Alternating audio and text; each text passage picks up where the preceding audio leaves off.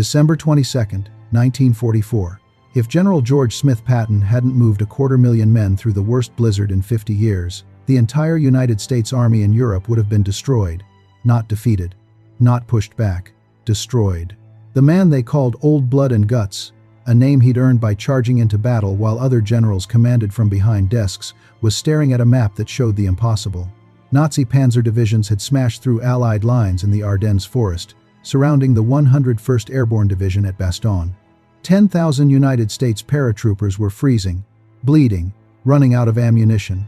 They had 4 days of supplies left, maybe 5 if they rationed everything. The Germans were closing in for the kill. Every general in Supreme Headquarters said the same thing. Rescue was impossible. The weather alone made it suicide. Temperatures had plunged to 0 degrees. Snow fell so thick you couldn't see 10 feet ahead. Roads had vanished under 3-foot drifts. Half tracks were freezing solid. Tank engines wouldn't start. Fuel lines were crystallizing. Soldiers were dying from frostbite before they ever saw combat. And the distance? George Smith Patton's Third Army was positioned 75 miles south, fighting their own desperate battle against German fortifications. To reach Bastogne, they'd have to disengage from active combat, pivot 90 degrees north, fight through enemy territory, all while a blizzard that meteorologists called unprecedented buried everything in white death. Field Marshal Bernard Law Montgomery, commanding British forces, estimated it would take 3 weeks minimum to organize such a maneuver. 3 weeks. The surrounded paratroopers had 4 days. General Omar Nelson Bradley, 12th Army Group commander, sat in the strategy room at Verdun, his face grim. "Gentlemen, we're looking at the worst crisis the United States has faced since Pearl Harbor. If we lose Bastogne, the Germans split our entire front. They'll reach the Meuse River, maybe even Paris." The room was silent except for the wind howling against the windows. Then the door opened. General George Smith Patton walked in, pearl-handled pistols on his hips, jaw set like granite. Old Blood and Guts was about to change history. General Dwight David Eisenhower, Supreme Commander of Allied Forces, stood at the head of the table. His eyes were bloodshot from 72 hours without sleep. "George, I'm going to be direct. Can Third Army break through to Bastogne?" Every officer in that room knew what he was really asking. "Can you perform a miracle?" George Smith Patton didn't hesitate. "I can attack with 3 divisions in 48 hours. The room erupted. "Impossible, insane, suicide." Montgomery leaned forward, his British accent dripping with skepticism.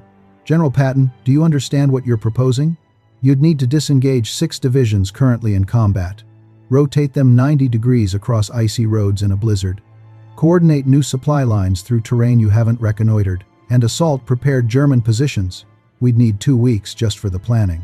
Old Blood and Guts met his eyes. "I've already done the planning." The silence was deafening. Patton pulled out a rolled map and spread it across the table. "On December 19th, I ordered my staff to prepare 3 contingency plans for a northern attack. Plan 1 uses the 4th Armored Division as the spearhead, 26th Infantry on the left flank, 80th Infantry on the right. We attack on the morning of December 22nd, that's tomorrow morning, and we reach Bastogne by December 26th. Bradley shook his head. "George, you're talking about moving 250,000 men, tens of thousands of vehicles, in 72 hours, through a blizzard, over frozen roads, while fighting the entire German 5th Panzer Army. It's never been done." George Smith Patton's voice was steel. "That's why they need me to do it." Eisenhower studied the map, his finger tracing the proposed route. "If you fail, those paratroopers die. All of them. And Third Army might be too exposed to recover. Ike, I've spent my entire life preparing for this moment." Old Blood and Guts straightened to his full height. "I stake my career, my reputation, everything I am on this promise. I will reach Bastogne in 4 days. Those boys aren't dying on my watch." The room held its breath. Finally, Eisenhower nodded. "Do it. And George? Godspeed." Patton turned on his heel and walked out. Behind him, officers scrambled for telephones. Within minutes, orders were flashing to every unit in Third Army. The impossible had just been ordered. But could Old Blood and Guts really pull it off? The next 72 hours would tell. December 22nd, 1944. 4:45 in the morning. Across a 75-mile front, 250,000 United States soldiers received the same order. Move north. Now. The 4th Armored Division, 9,000 men, 300 Sherman tanks, endless trucks and artillery, began disengaging from their positions facing the Siegfried Line. Tank commanders fired final shells at German bunkers, then spun their vehicles 180 degrees and roared north into the darkness and snow. George Smith Patton stood in the operations room, a phone in each hand, orchestrating the largest rapid redeployment in military history. His staff officers had thought he was paranoid when he'd ordered contingency plans prepared 3 days earlier. Now they understood. Old Blood and Guts had predicted this crisis before anyone else saw it coming. But prediction and execution were different battles. The blizzard intensified. By dawn on December 22nd, visibility dropped to zero. Tank drivers couldn't see the vehicles ahead of them. Convoys ground to a halt as trucks jackknifed on ice-slicked roads. Half-tracks slid into ditches. Artillery pieces had to be manhandled by crews through snowdrifts taller than a man. German commanders monitoring the movement couldn't believe their intelligence reports. General Hasso von Manteuffel, commanding 5th Panzer Army, read the intercepts with growing disbelief. Patton, moving north, in this weather? Impossible. He's 75 miles away, fully engaged on our front. This must be a feint. But it wasn't a feint. It was George Smith Patton doing what everyone said couldn't be done. On the morning of December 23rd, disaster struck. A bridge over the Suir River collapsed under the weight of Sherman tanks. The entire 4th Armored Division ground to a halt.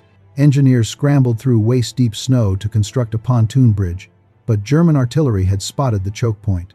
Shells began falling. Old Blood and Guts received the news in his headquarters. Without hesitation, he grabbed his coat. "I'm going to the bridge," his staff protested. "General, it's under active fire." "Then we'd better hurry." 30 minutes later, George Smith Patton stood at the collapsed bridge, shells screaming overhead, organizing the repair himself. Engineers watched in awe as their commanding general pearl-handled pistols gleaming. 3 stars on his helmet directed timber placement like a construction foreman. When a young lieutenant froze under incoming fire, Patton grabbed his shoulder. "Son, you see those boys in Bastogne freezing their asses off? We're their only hope. Now move that goddamn timber." The bridge was completed in 4 hours instead of 8. This is why they called him Old Blood and Guts. By December 24th, Christmas Eve, 3rd Army had covered 50 miles. But the weather worsened. Temperatures dropped to 10 below zero. Soldiers were suffering frostbite faster than medics could treat them. Tank engines seized.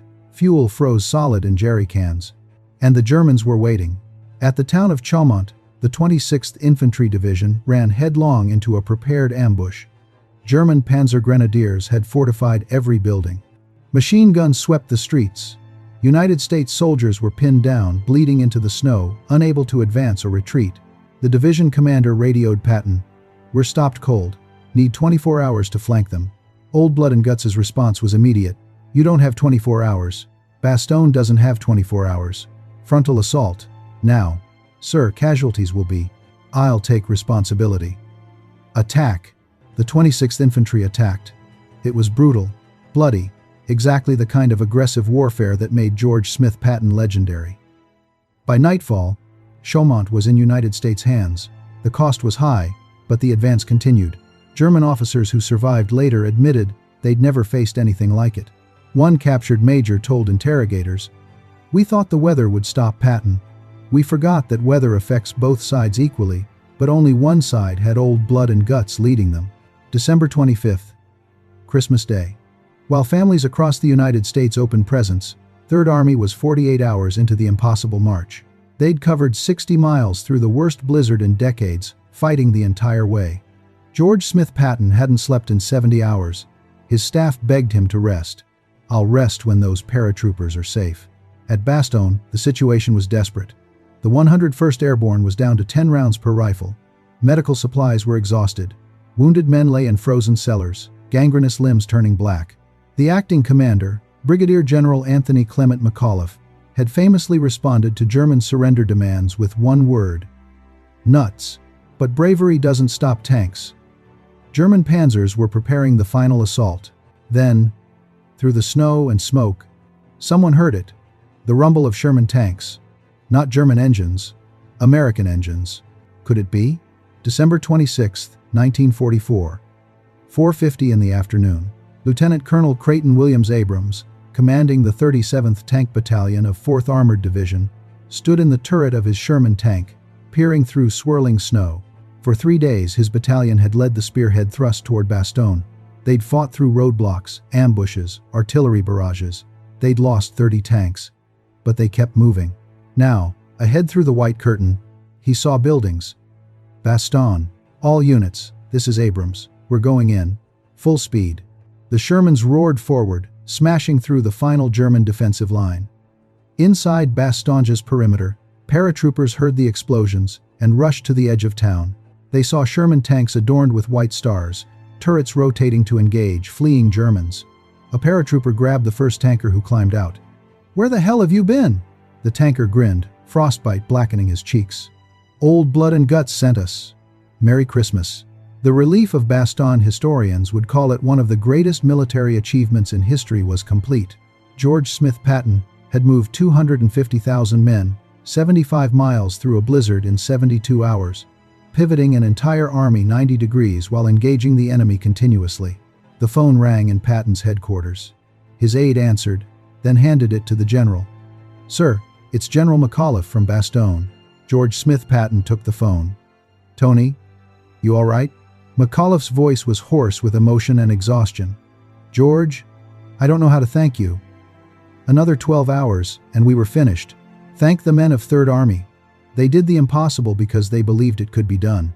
When Patton hung up, his staff saw something they'd never witnessed.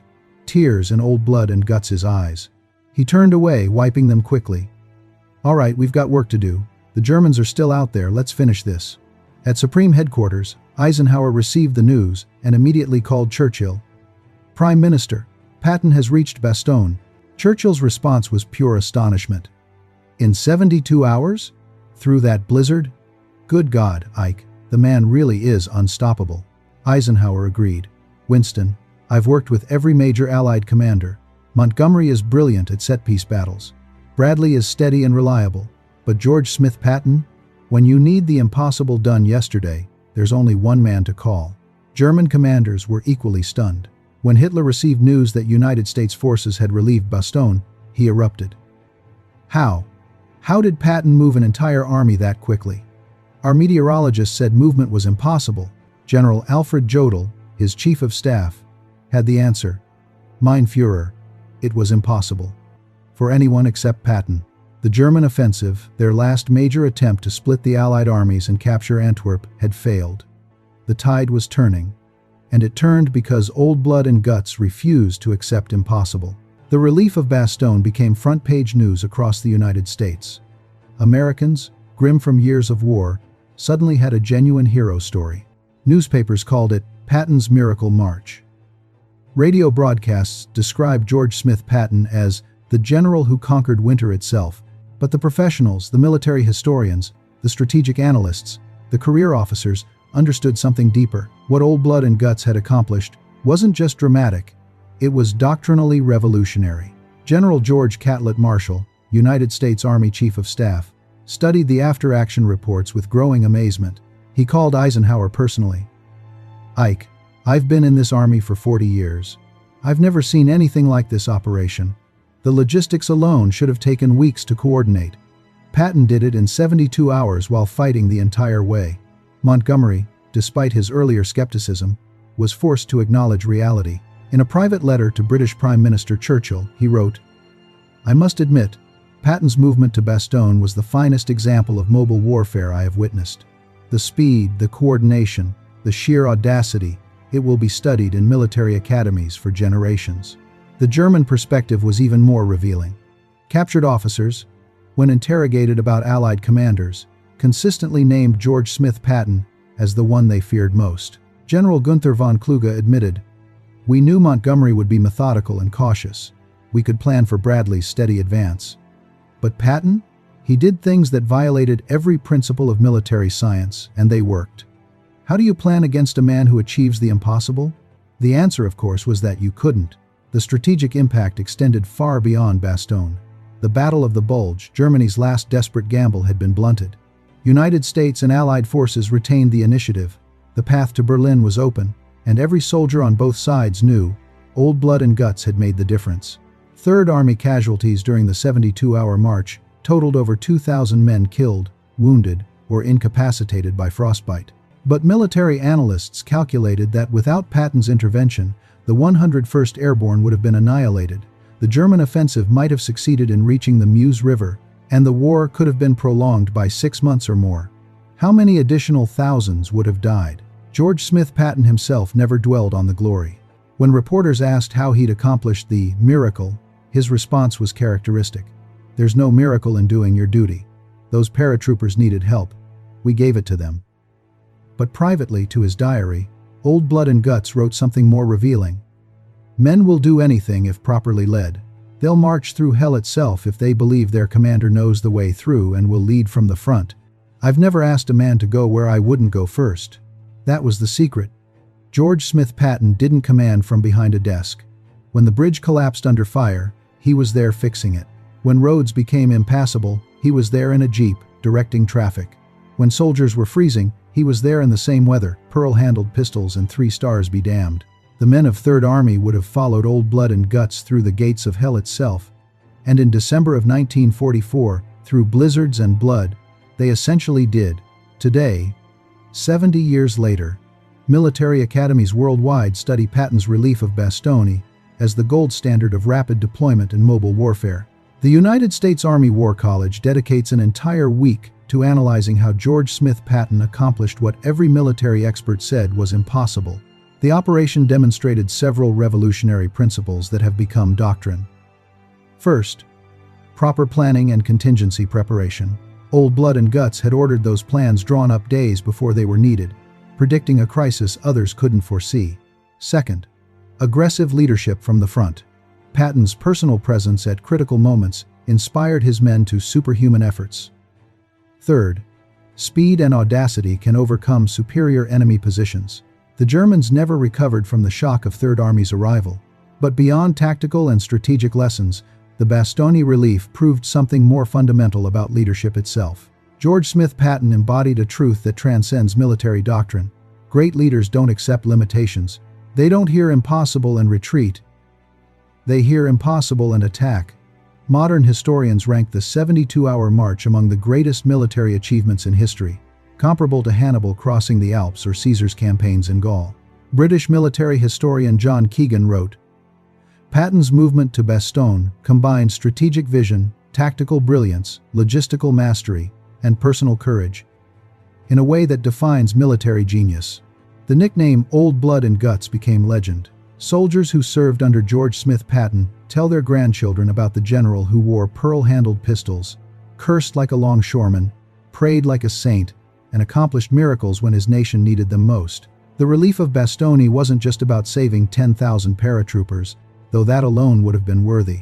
It was about proving that the United States of America, when pushed to the brink, produces leaders capable of achieving the impossible. It was about demonstrating that aggressive action, properly led, defeats defensive caution every time. It was about showing the world that when you need a miracle, you call George Smith Patton. And that's why they called him Old Blood and Guts. If this story of how Old Blood and Guts moved 250,000 men through a blizzard in 72 hours moved you, hit subscribe. We're bringing you more untold moments from General George Smith Patton, history's greatest combat commander. Drop a comment about what makes Patton legendary, and share this with anyone who needs to hear about true military genius. Thanks for watching, and remember, when everyone else saw impossible, Old Blood and Guts saw opportunity.